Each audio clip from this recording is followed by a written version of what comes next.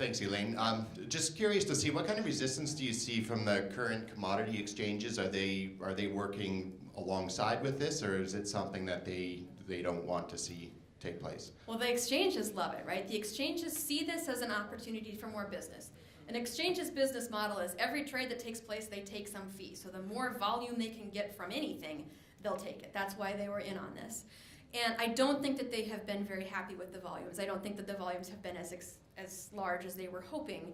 But the concern wasn't from the exchanges themselves, it was from some of the exchange members, the big banks or the big trading houses, who were worried that the volatility from this could wipe somebody out, right? That you could have one of the trading houses have a bunch of accounts trading futures, trading Bitcoin futures all of a sudden, and not have very good controls of their exposure, and have multiple accounts all of a sudden go bust because the bubble burst, and then take out the entire trading house in a man financial kind of scenario, and then that would lead to instability in the entire exchange system.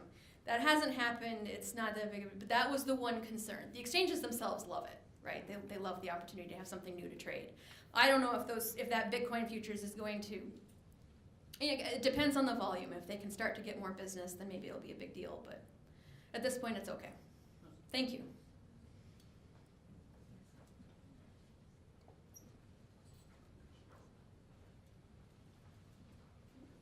Had to get the furthest corner from where I was, didn't you, Blair? Blair Rudder, great presentation, Elaine. I'm former staff with Wheat Growers. What prevents the originators of Bitcoin from printing more coin? Well, yeah, so that's the system. That mining system is what is supposed to be doing that, right? That you can only create more Bitcoin as it is mined. As the transactions take place, you need transactions to be taking place, and those transactions to be verified by these miners. And then the miners, that's the new supply of Bitcoin. So that's an artificial constraint that there's not suddenly a new supply of money. They're not printing money like the Fed going out and printing new cash money. Yeah. So Bitcoin has a system in place to do that. And I think my understanding is most of these sort of want to be cryptocurrencies have built their systems similar to Bitcoin, with that mining paradigm that you've got to have computers, you've got to have some sort of artificial constraint to new supply, or it comes in at a certain, but you could build it anyway. You could say Elaine Coin is going to issue 1,000 coins this month and 1,000 coins next month, and just whatever I want. Or Elaine Coin is going to issue 1,000 coins this month and however many Elaine feels like the next month. There is no rules to this. It's however you design it and however you can convince somebody to participate in it. But that supply and demand constraint of mining has convinced, obviously, a lot of people that this is a great system. So, and it's a robust system, and that's the artificial constraint, but you can design your coin however you want.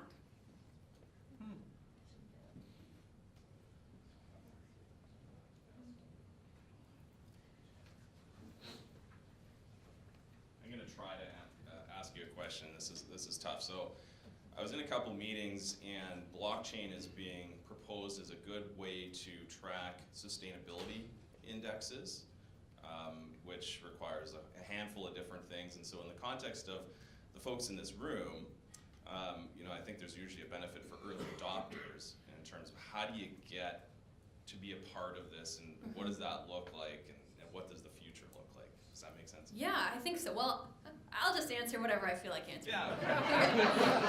That's what I do anyway. Okay. I think, I think we should just be clear that I'm not talking about the currencies, right? The currencies, obviously the early adopters are the ones who are making the money.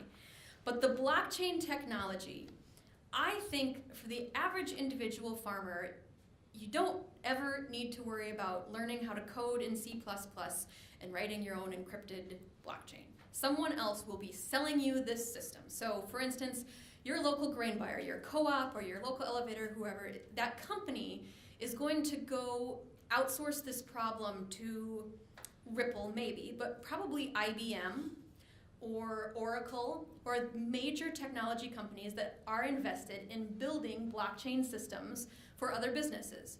So your local elevator will, let's not even say local elevator, let's say Cargill will go and use IBM to build a blockchain system that is going to track every grain trade they make. and they are going to give each individual farmer an app. They'll say, go download this app on your phone and geotag your next grain load. So I don't think that individual farmers need to worry about it too much, but as members of organizations or as boards, or as members of the boards of grain trading organizations, maybe your local co-op, yeah, it's something to be aware of in that sense.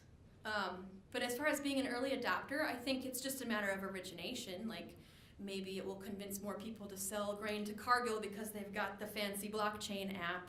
Or maybe it will convince less people to sell to Cargill because they've got this crazy blockchain app that they want me to use.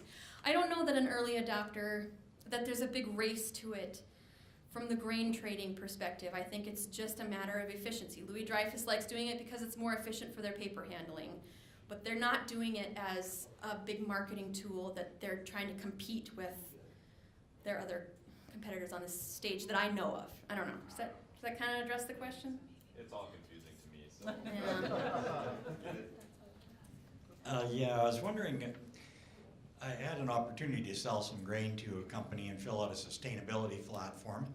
And I said, so what do I get for this? And she goes, well, you may get an opportunity to deliver earlier, all intangible stuff, nothing that actually put money into my pocket.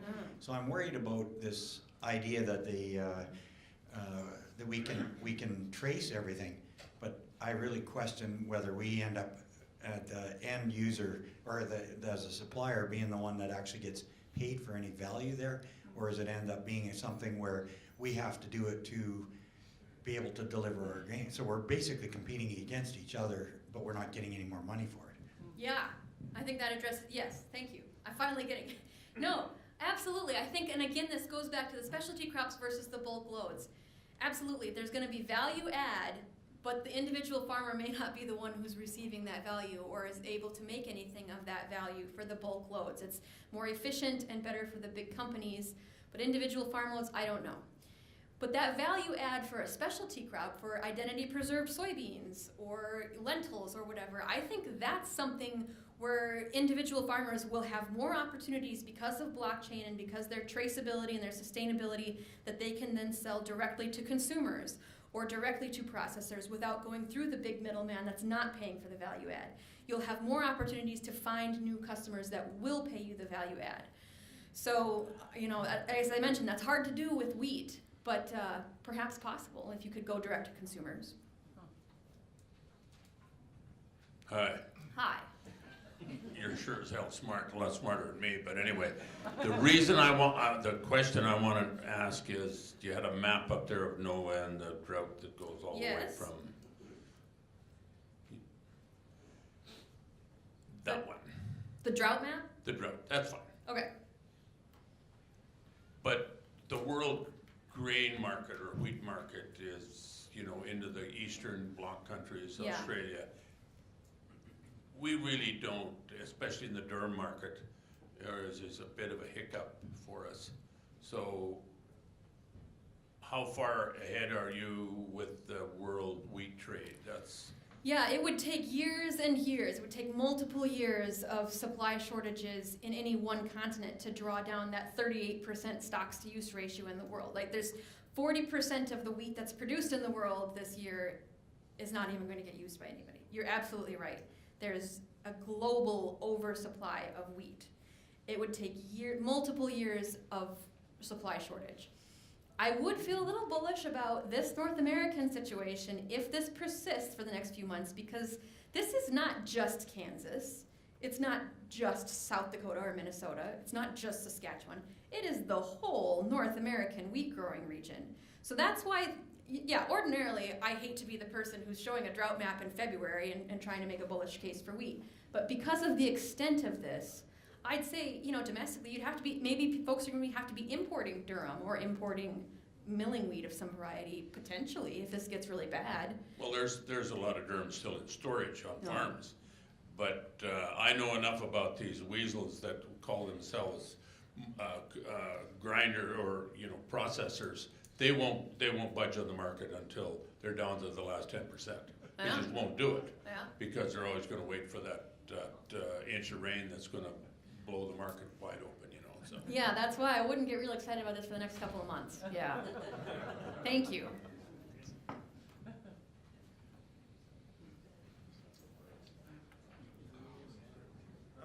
thanks. Really enjoyed your presentation. How do you determine the quality of the grain in this system? Can you do that? Like we've been trying for years to get the Grain Commission to change their grading system to based on specification, which the millers all want, but they still grade graded basis of varieties and classes and all that crap. Which Yeah, means not the nothing. falling number. Yeah. Yeah. Well, I mean, the possibility is here that you could put that into the blockchain somehow. The mechanism of, because the problem is, where does it get graded? It gets graded where you deliver it, you know? So I don't know if you could somehow deliver an individual load to an independent grader that would test your falling number. It might help, like I mentioned, in a direct sale to a miller or to a consumer, that you could put whatever information you want on your load, on your identity preserved load. That's a possibility. That would be a value add. That's a really intriguing. Should get in touch with IBM or these folks who are building these blockchains. They would love that.